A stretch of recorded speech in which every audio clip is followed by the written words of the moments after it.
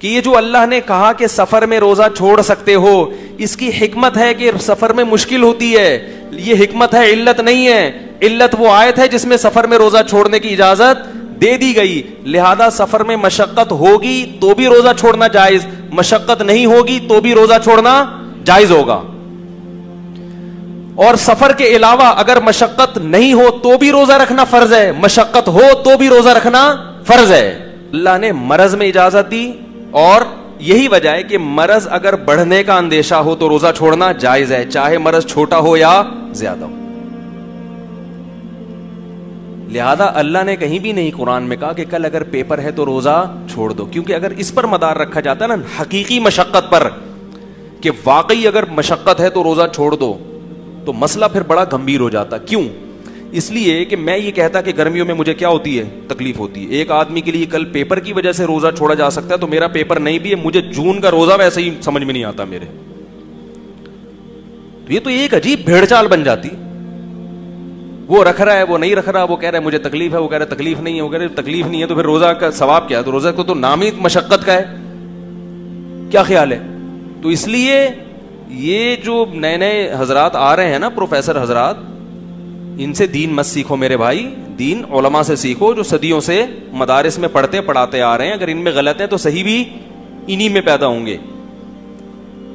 اسی وجہ سے تمام فقہا کا اجماع ہے کہ کیسی ہی شدید مشقت ہو, اگر سفر نہیں ہے اور مرض نہیں ہے تو آپ کو روزہ رکھنا پڑے گا. یہاں تک کہ کوئلے کی کان میں کام کرنے والا مزدور جو 1 منٹ پیاس پانی کے بغیر گزارا نہیں کر سکتا, اس کو بھی روزہ رکھنا پڑے گا.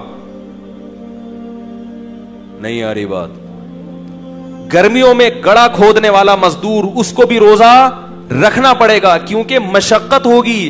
مشقت کی وجہ سے اللہ نے روزہ چھوڑنے کی اجازت نہیں دی. روزہ تو نام ہی مشقت کا ہے. سمجھ میں نہیں آ رہی بات؟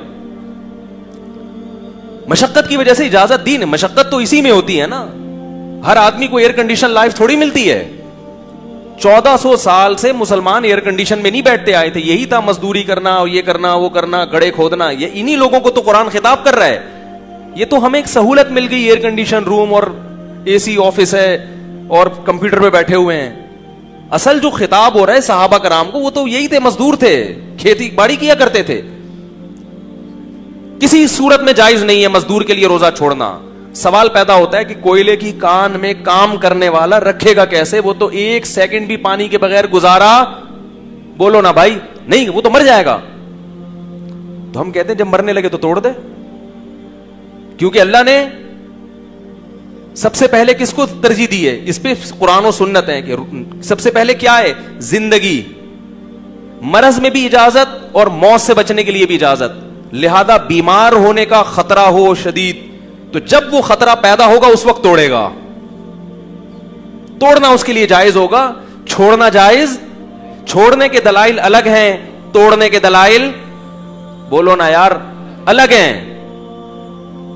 اس لیے علماء کہتے ہیں 30 دن کسی نے ریگستان میں روزہ رکھا یا کوئلے کی کان میں, 30 کے 30 دن روزہ رکھ کے توڑے گا, انشاءاللہ گناہگار نہیں ہوگا. کفارہ بعد میں قضا کر لے, چھوڑے گا تو گناہگار ہوگا. کیونکہ قرآن کی آیت ہے فمن شہید منکم الشہر فلیصم, جو بھی رمضان کا مہینہ پائے روزہ رکھے, سوائے 2 کے, مریض اور مسافر. کوئلے کی کان میں کام کرنے والا اس من کے مفہوم میں داخل ہے, جو بھی کے مفہوم میں داخل ہے. لہذا وہ بھی روزہ رکھے گا, پھر عذر کی وجہ سے توڑے گا.